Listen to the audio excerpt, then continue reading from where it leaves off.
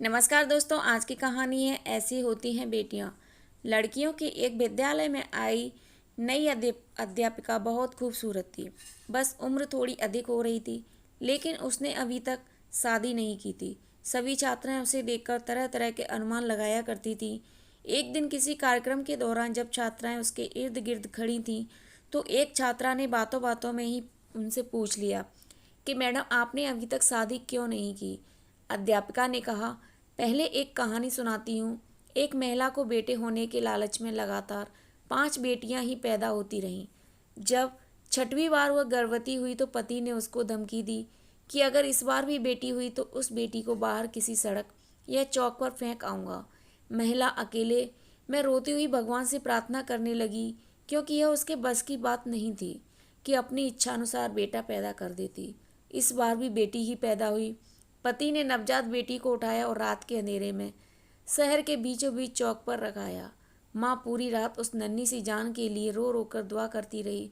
दूसरे दिन सुबह पिता जब चौक पर बेटी को देखने पहुंचा तो देखा कि बच्ची वहीं पड़ी है। उसे जीवित रखने के लिए बाप बेटी को वापस घर लाया, लेकिन दूसरी रात फिर बेटी को उसी चौक पर रखाया। रोज यही होता रहा। हर बार पिता उस नवजात बेटी को बाहर रखा था और जब कोई उसे लेकर नहीं जाता तो मजबूरन वापस उठा लाता। यहाँ तक कि उसका पिता एक दिन थक गया और भगवान की इच्छा समझकर शांत हो गया। फिर 1 वर्ष बाद माँ फिर से गर्भवती हुई तो इस बार उनको बेटा हुआ, लेकिन कुछ ही दिन बाद ही 6 बेटियों में से एक बेटी की मौत हो गई। यहाँ तक कि माँ 5 बार गर्भवती हुई और हर बार बेटे ही हुए, लेकिन हर बार उसकी बेटियों में से एक बेटी इस दुनिया से चली जाती। अध्यापिका की आंखों से आंसू गिरने लगे थे। उसने आंसू पोंछकर आगे कहना शुरू किया, अब सिर्फ एक ही बेटी जिंदा बची थी और वह वही बेटी थी जिससे बाप जान छुड़ाना चाह रहा था। एक दिन अचानक माँ भी इस दुनिया से चली गई। इधर 5 बेटे और एक बेटी, सब धीरे धीरे बड़े हो गए।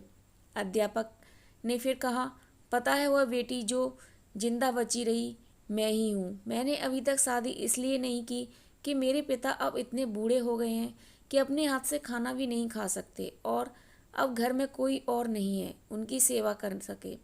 बस मैं ही उनकी सेवा और देखभाल किया करती हूँ। जिन बेटों के लिए पिताजी परेशान थे, वो बेटे अपनी पत्नी और बच्चों के साथ अलग रहते हैं। बस कभी कभी आकर पिता का हालचाल पूछ जाते हैं। वह थोड़ा मुस्कुराई, फिर बोली, मेरे पिताजी अब हर दिन शर्मिंदगी के साथ रो रो कर मुझसे कहा करते हैं, मेरी प्यारी बेटी, जो कुछ मैंने बचपन में तेरे साथ किया उसके लिए मुझे माफ़ कर देना।